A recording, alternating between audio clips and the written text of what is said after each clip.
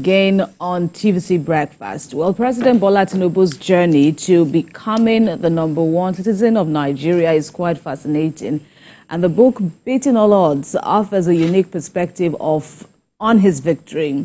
The 349-page book, written by seasoned journalist Sam Omatseye, is a collection of diaries and essays that provide insights into the Tinubu campaign and the challenges he overcame. By sharing his personal experiences and observations, Mr. Omatseye presents a captivating narrative that humanizes President Tinubu's bid. The book reveals that President Tinubu's path to the presidency was marked by intense political tactics, strategic alliances, and a touch of controversy. It also delves into the intricacies of Nigerian politics, illuminating the key players, events, and decisions that shaped President Tinubu's success. Joining us in the studio is the author of the book, Beating All Odds, Sam Omatseye in the flesh. Welcome. Good to see you again. Yeah. Right. We also have Professor Anthony Kila. He's the director of the Center for International Advanced and Professional Studies, who will also lend his voice to this conversation. Prof, is it deja vu now? Because I remember I was in the center not long ago. Sam Omatseye here. Center of a storm. you there. I tried to remember the topic now. I think it had to do with the advocacy for a new constitution by the elders. And Sam was proving difficult as usual. Welcome back. Good morning. Good to see you again, Prof. All right. I'm torn now on who to start from, but let's begin from the book now. How is it doing, by the way? Congratulations. I think at about this time last year, I got my own copy. Thanks a lot for obliging me. But how would you assess? So you've read it? Yes, I am still reading because let me answer. it's still here. Okay. The book is doing very well, and okay. Sam should be paying for anybody that meets him on the way now. Because the book is read far and wide. There was an event in Cambridge where he was very celebrated, and they're talking about it. And I think it's worth a celebration because this book is about Bola Tinubu's journey to the presidency. Okay. But it's a lot about Nigeria and Sam Omatseye himself, because I think only Sam could have written this kind of book, because it takes two crucial elements to write this book. One is access to people and information in a way that a common reporter cannot have. You know, this is somebody who, with his own personality, is talking to actors directly. Then once you gather that information, it takes a lot of craft to be able to put it together the way he has put it together. And I think that is what is blowing the man of analyst away. Because clearly, let's not pretend about it, Sam Omatseye is an insider man. He's an insider, you know. We know where he belongs politically.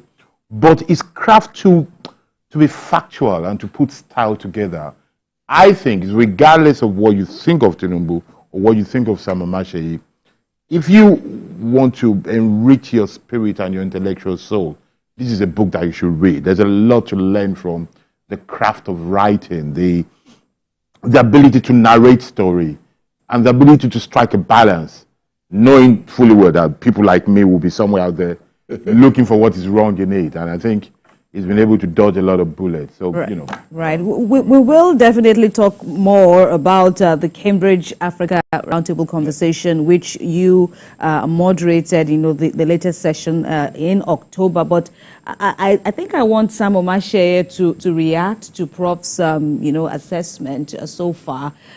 Was that what was going through your mind? Was having you travel to Cambridge to defend the book, to speak to the book, to speak to the Bola Tinubu personality, was that part of the ambitions you had when putting this together? When I was putting it together, I did not know that it would be a book. Interesting. Yeah. The campaign was on, and I was taking diaries every week. I was putting them down. There was no way I thought that it was going to be a book. I was just making recollections. But when I discovered that when it turned out that he won the election, I said, so why not? This can be put together into a book. So that's what I did. And, we launched the book last year in Abuja. And from there, it took off, and there have been demands. They published the, what I call it, the booksellers. I've been calling to renew, to refill and replenish over and over and over again. So it's been well received, far beyond my expectation. And the fact that Cambridge, through the agency of our man, Professor John Benet, Professor of Development, Professor Anthony Kila, got me to Cambridge to come and talk about it. And it was quite a great session. I spent just about 20 minutes as my opening remark. I spent 2 hours discussing it, questions and answers, back and forth. It was very, very... yes. Right. And yes. So, Prof, in your capacity as the head of the Commonwealth Institute of Advanced and Professional Studies, you got to moderate that session, which was, I think the title to is, rather captivating. Nigeria Reforms, Road to Redemption.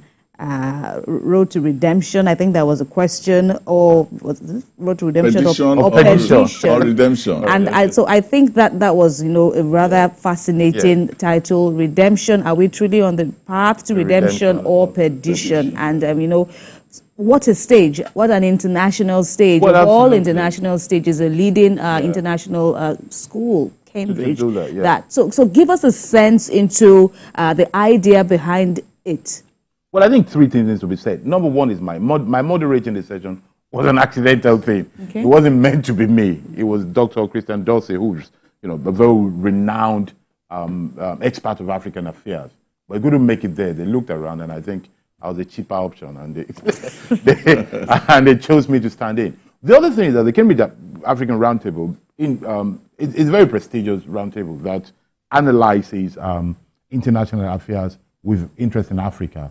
And now 8 years, this thing started, and they add other people to it. It's normally a forum for scholars, diplomats, investors that get together to look at things. So that's the context. The topic, Nigerian reforms, road to redemption or perdition, stems from the fact that it is understood that Nigeria is going through very serious, incisive, and radical and original reforms that we've not gone through before. There are things that we're doing that so far nobody dared. One can argue nobody dared because of the problem they feel will cause, or nobody dared because they have the vision. So the question they're asking is that, okay, these things that Nigeria is going through, is it going to lead to the big change, redemption, or is it going to wreck the country? Because we don't know yet, or we know that it is a tough thing. So the idea was that to understand these reforms, it is good to understand the man leading it as a person, as a politician, and as a statesman. To understand his mindset, because it is when you know his mindset that you can know what he's capable of doing and what he's thinking. And then he was told, who better can give us that mindset than the man who wrote such a book? And here comes the choice of Sam Omatseye, and he did brilliantly well. I did everything to pull him down. He just ignored me and went off and gave a stellar performance. Okay. And I mean, no matter adversarial or not a conversation is, when somebody from your part of the country does well in that international stage, you're proud of him. Right. Because he took all the questions. Obviously, because it was a very quote unquote cultured, civilized environment, there was no booing or shouting or strong partisan thing. But people were very tough. But then why did you feel the need to you said you wanted to put him down, but yes, he was I enjoyed that none kind of it. Thing. Okay. Yeah, but I just enjoy playing the devil's advocate and giving a tough time because he does it to people. He does it. So it must be said that sometimes you should do it to him. But but it was at home there, and he gave all the right things. And his point mainly was that this man knows what he's doing. He comes from a tough place as an individual, and tough place into office. So I think one thing a lot of people took away, if Sam Omatseye is right, is that President Tinubu is not beholden by anybody. He made his own way there. So whatever he's doing, he's willing to take on the tough decisions. I think that is what people took away. And he said one thing, and this must be said, that even all the people charged and paid, and I hope I'm not offending anybody, but I must say the truth. Even those people who have been charged and paid to defend the presidency, They should go to lesson from Omatseye in how to make a case without insulting and without appearing pedestrian. You know, he made a case using you think he's a minister of economy. He made a case using facts and numbers about how investment was growing, how our bonds were being oversubscribed, you know, which are strong things I don't hear in Nigeria. Wow. So I think, you know, it's worth And that. in terms of how Nigeria is seen on the international scene, what would you call, you know, label your key takeaways from that stage? Well, I think from the discussions we had, people are still waiting on the wings to see how things will go. From the questions, you also knew that a lot of people are worried. Let me give you one instance. Before the event, I was at a place, at a shopping mall. There was a Nigerian there who was a security guard, was at the entrance. So when I was coming outside, he just recognized me. I said, "This is the man on television, on TVC. Shayini." I said, "Yes, it's me." So I think it was also closing. So he just said he wanted to know what was going on. Saying that, he said, "We hear so many things at home. Oh. I'm always sending money home. Oh. There are things going on. Please explain to me. I saw you when you launched your book. I saw you when you launched it." I said, "Yeah, the event is actually taking place tomorrow. If you can come." Yeah, he didn't come. But, you know, he was agitated that the optics from Nigeria was that things were very tough. And that was the sense you had when we were there, that things were very tough. And in fact, things are tough. The point I wanted to make, and that I thought I tried to make, was that this was an inevitable moment in Nigeria history. People don't say inevitable, especially in political science and history. Nothing is inevitable. Yeah, but it was a place that we had pushed ourselves into a kind of Hegelian inevitability. The fact that A leads to B and B leads to C, and inevitably, whether it's inevitable or not, whatever you are going, you must get there. Because one, we have been living a lie with our lifestyle in government. We have been living a lie, printing money, and printing money. And then we thought that we could keep going on. And it becomes, you know, we are where we are. I use an expression about IMF. They said that Ashwaju was implementing IMF policies and so on. And I said, well, those policies, about a PhD student, I'm forgetting his name now, Namanio. Who was the doctor? Yes. Who was saying that Ashwaju was implementing IMF policy. I said, it's not that he was implementing IMF policies, but that what we were doing just coincided with what IMF recommended. It is IMF without IMF. You know, that's what we had. So it was a coincidence of policy. Yes. Right. and Prof, so you know, there's been so much talk back home, and you know, I reckon that the international media is also, you know, playing to that, the impact of the president's, you know, economic policies on the citizenry, the timing, the IMFs of this world. What are your thoughts? Well, I think, you know, the objective, there are some people, whether you're foreign or not, that you tend to have your sympathies about anything, including Nigeria. You know, we all do it as well. If we watch Germany and Norway play, we tend to choose a country. So there's some people who have sympathies within Nigeria, but the objective people know that what we're doing are tough reforms, but they're waiting to see where this thing is going to lead us. You know, there are some people saying, well, if they get it right, it's going to be a massive change. There's some people saying, well, I don't think they're going to get it right. So there's a sort of wait and see attitude. The people from abroad can wait and see without any tears.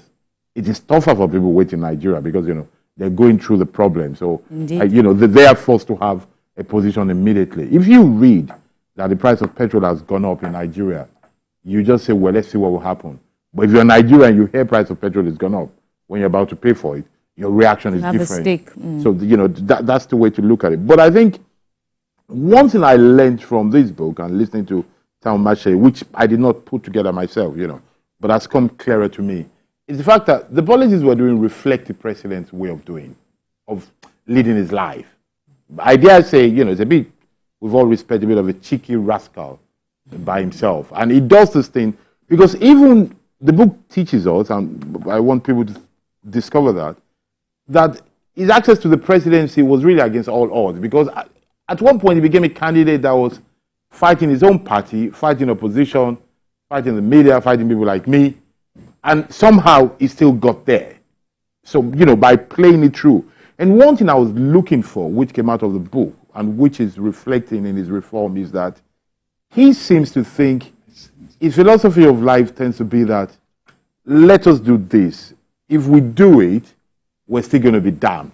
If we don't do it, we might still be damned. So why not do what we think is right?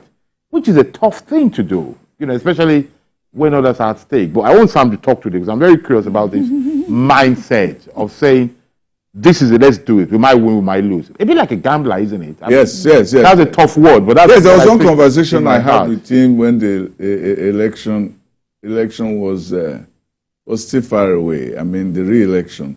And even the primaries had not been done at that time. And he used an expression which I put here in the book. He said, if I'm wrong, if I don't run, I'm damned.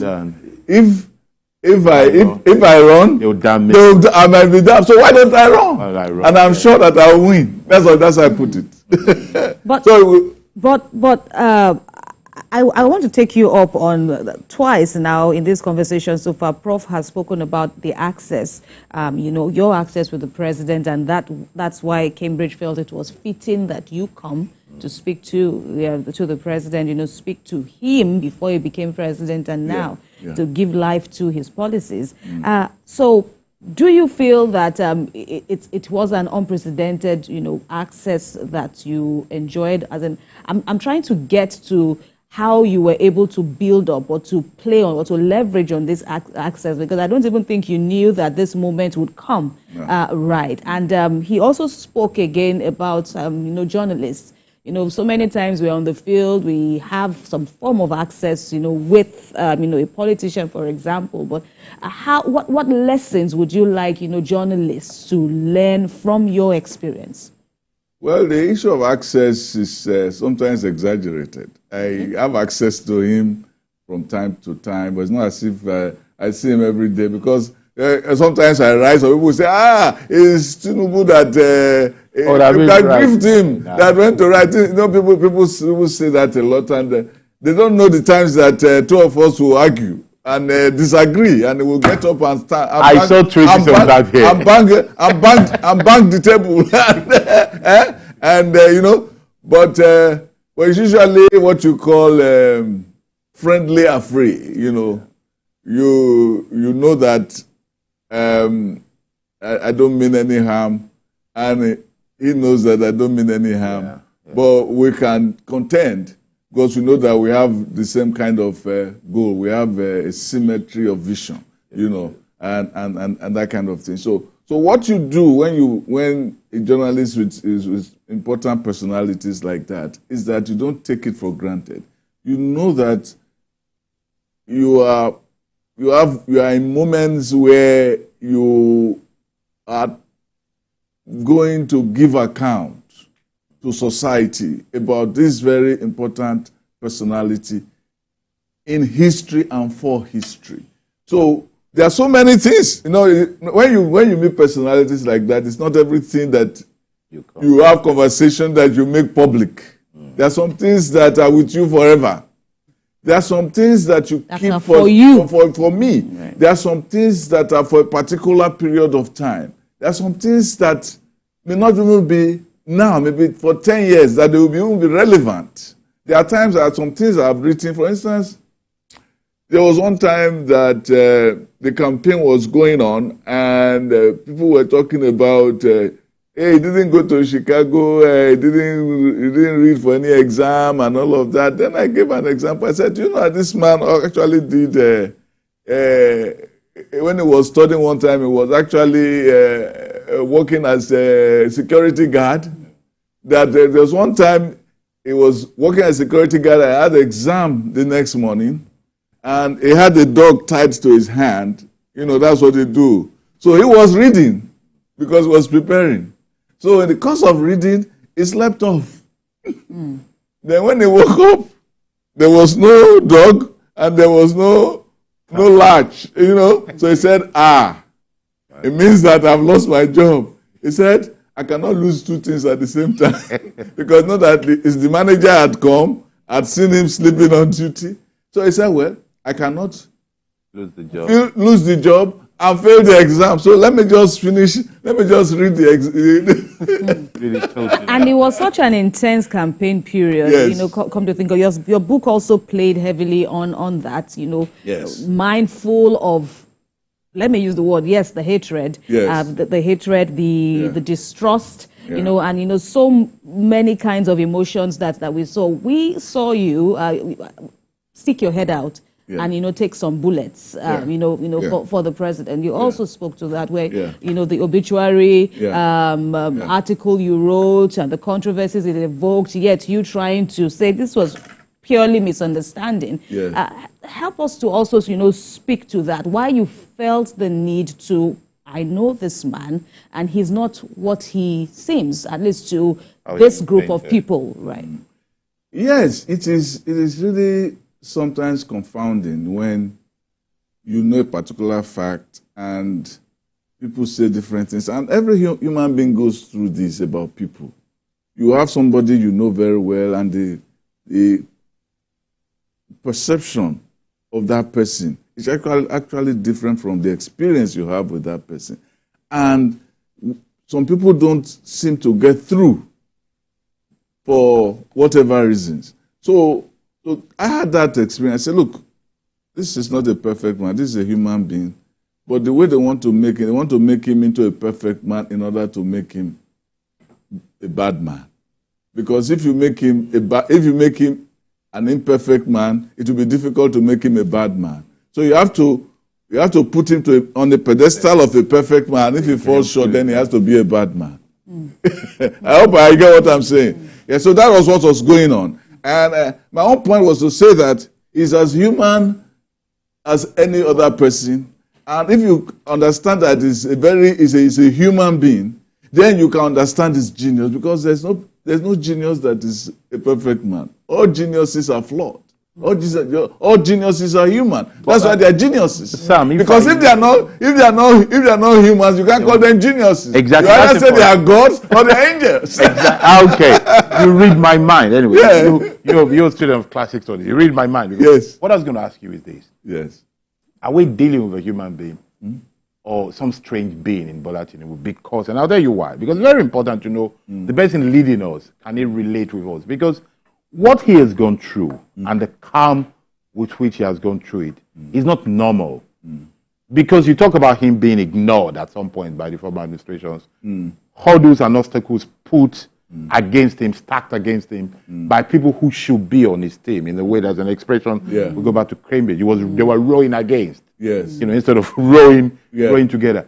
And yet, he stayed very calm, decided not to fight for his right, but for power, put together his tools and just went on. But that is not a normal thing. I mean, I want viewers to look at themselves and the person next to them. How many people will calmly go through that? And what motivates someone? Because it is important to know that. So, to know, can he see us that we're not as calm as him? It's an interesting part of his personality. But you said something in your book about him having credited his political account, something like that. He had IOUs. He had a lot that of was Gwajabiamila. Yes. Who said that? Yes, in the prologue. Yes. When he asked me, when he had just become speaker then, he said, as Ashwaju told you that he's going to run for president. I said, he doesn't need to tell me. He said, well, I'm all in for him. He says it's going to be tough, but don't take him for granted because he has a lot of IOU. That's what he said. Yes. Yeah, but coming to your question, you see, There was one time when somebody came to him and told him that somebody very close to him was going to run for president. Then Asiwaju said, as far as I'm concerned, the quickest path to a point is a straight line. Go straight. You can just go straight. The biggest journey between 2 points is a straight line. So I take a geometric attitude to this thing. So I'm not going to be distracted by anything. This is where I'm going. This is where I'm going. That is his attitude. In other words, you can make noise from here to Jericho and come back. I will be deaf to it because the noise is not going to help me.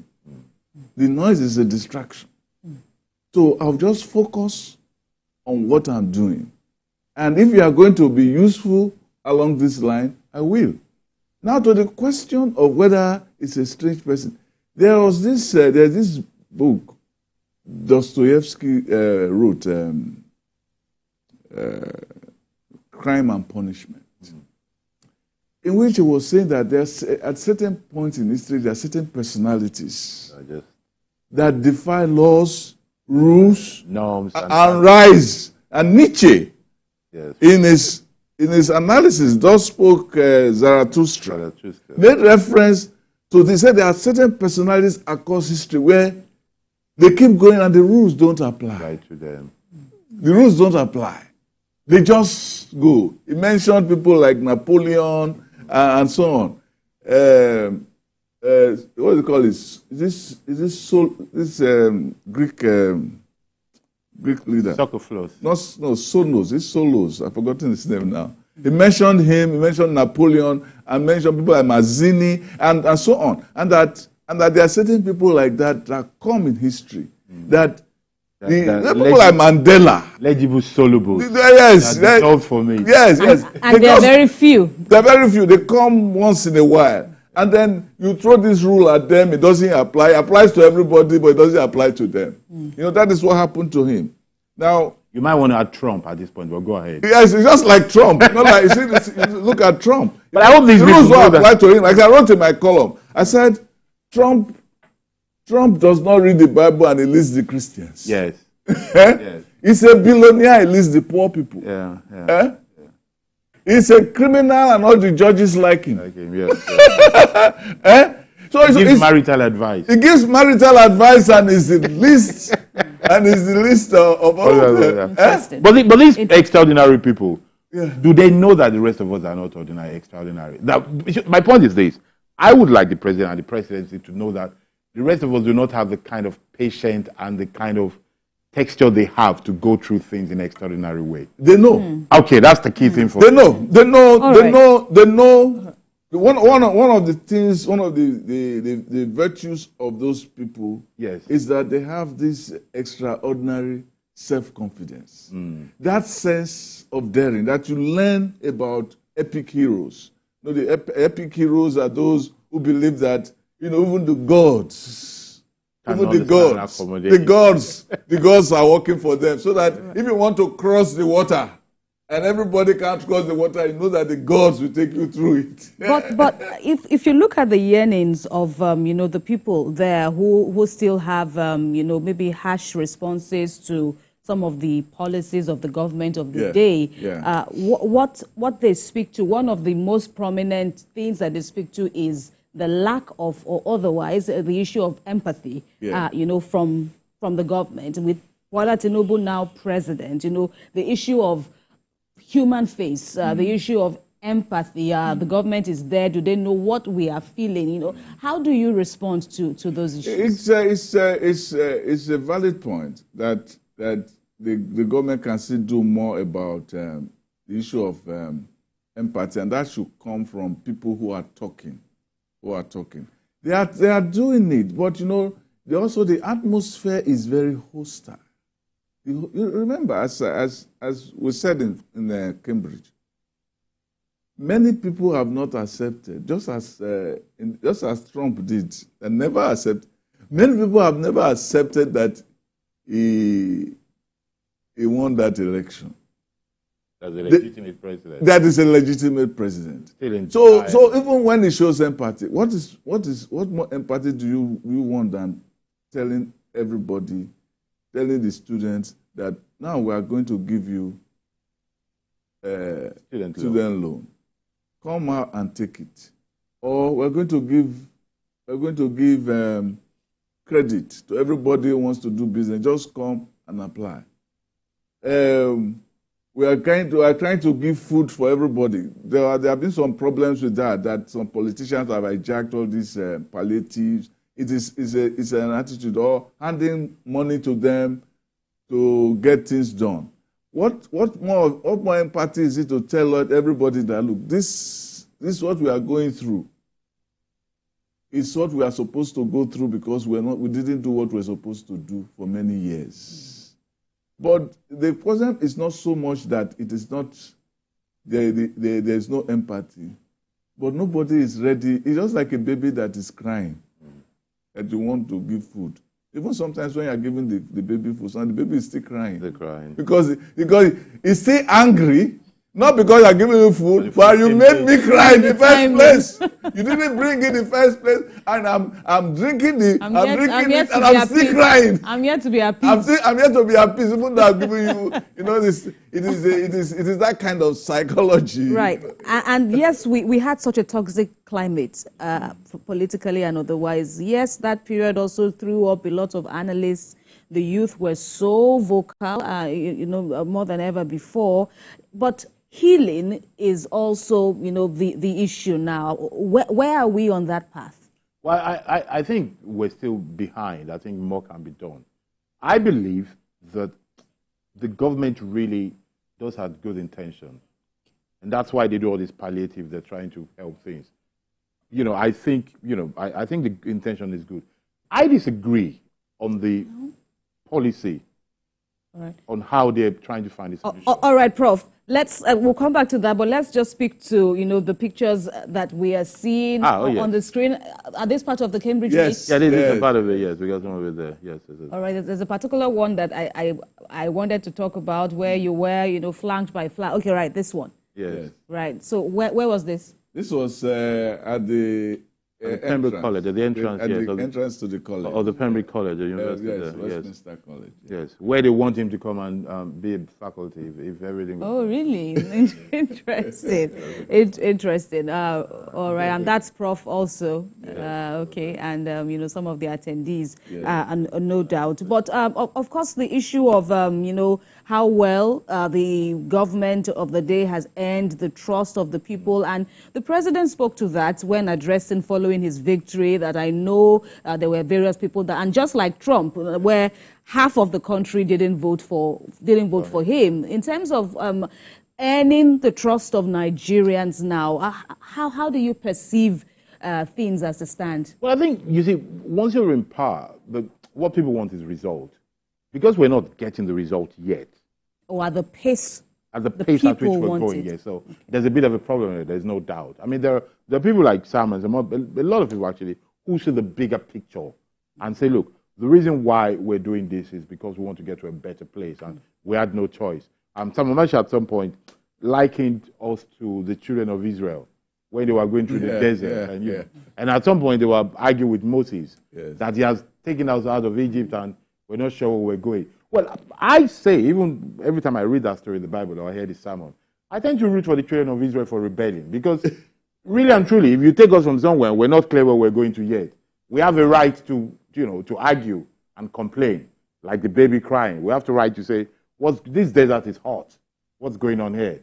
If we see the Canaan, which I'll applaud you, but we're not a Canaan yet.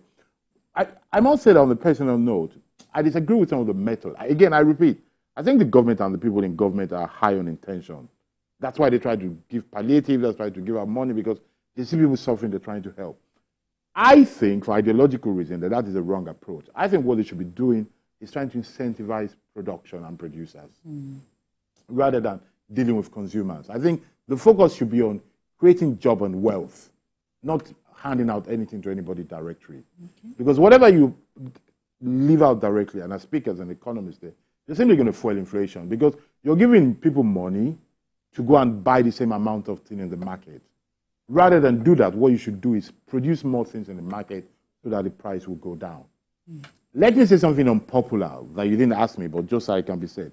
I am against, for example, the increase in minimum wage. If I were close to the president when he started, I would have said, let us negotiate a moratorium on wages so that we hold down, we defend the value of the naira by not throwing out more money there. Not increase minimum wage, then you start increase interest rate as well.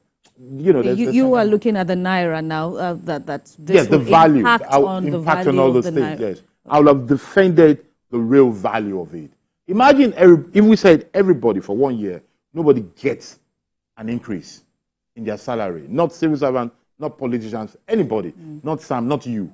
Right. Everybody. but that is really going to be very controversial. Exactly. Especially where you have a law Well, that says that the minimum wage should be, increased every 5 years or so. You see, that's why I said in Cambridge that it was one of them who asked the question that was, who made a comment that was probably similar to what those economics. said. And I was saying that, sometimes if you leave all the problems of this world to economists, that's the problem. That's because I said there's this Karl Polanyi who wrote The Great Transformation. And it was the idea that the economy or economics is not about economics. That the economy is about society. Yeah. And you have to take notice of the society you're operating in before you think of economic theory. That is why during the 1982 recession, yes, Eric Kissinger wrote in an essay in Newsweek, yes, in which he said the Clemenceau said, war is too important a matter to be left in the hands of generals.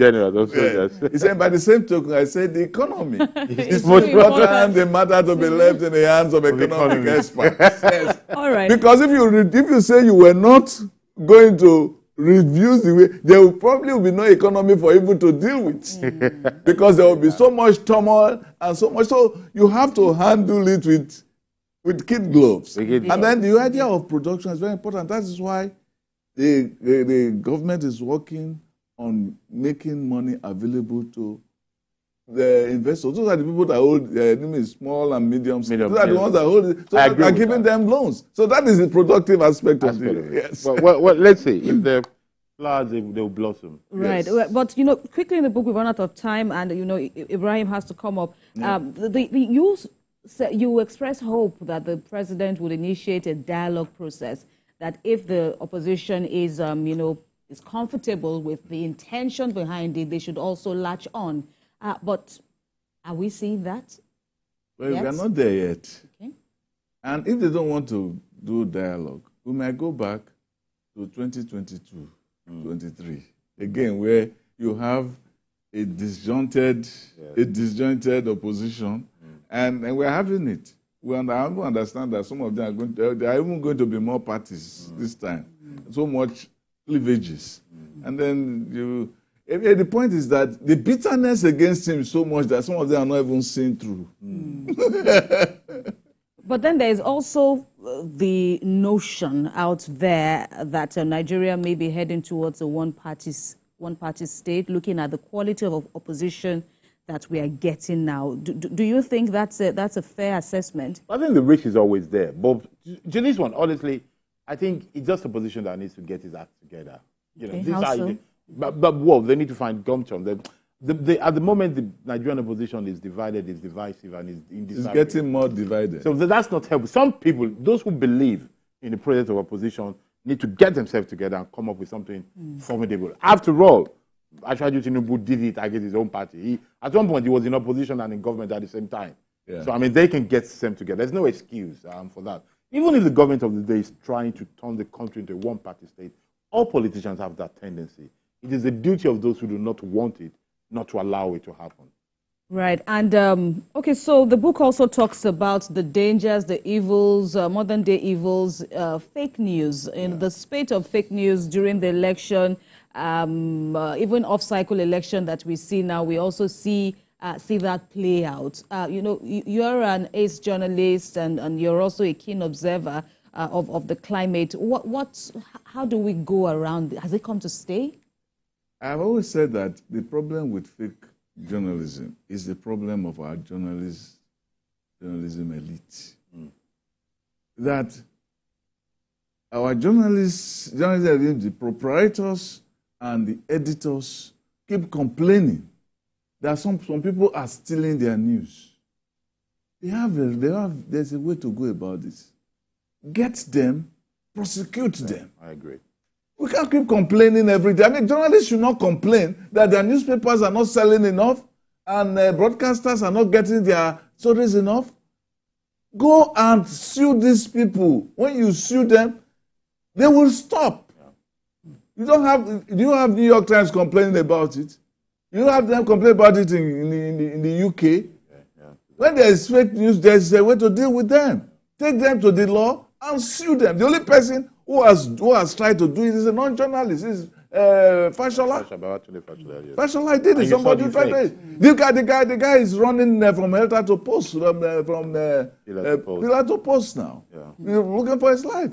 So journalists should not keep complaining. There was a league of the Guild of Editors meeting recently. They were saying, "Oh, government should come to their rescue." Government that you kept attacking, you are going to them to beg for money. Well, even if they were attacking it, you still come to the rescue. Yeah, no. Right. I believe there are two things. Prof, yeah. I agree, freedom of expression to maximum, but I abide by the simple rule: thou shalt not lie. And thou shalt not steal. And if you steal or lie, you should be punished. There's no way. All those things they say. If somebody has published something that is false or does not belong to them, and they do not give credit, it's theft and lying. It's a very simple case. We should not mix up freedom of expression with lying. Exactly. I don't even want to call it libel or defamation. Let's call it a very simple word: lie. Lie. And lying should be punished. Right, especially when you look at the extent of fake news where lives are concerned. But I also think, individuals can also help. If somebody sends you something that is not signed, ask for it. Who wrote this? Don't send me things and say as copied. All right. Yes, copied, yes. All right, a fine place to rest our conversation. Professor Anthony Kila, we thank you very much. As, of course, we also appreciate you. Sam Omatseye, many thanks, and we wish you both many more years of great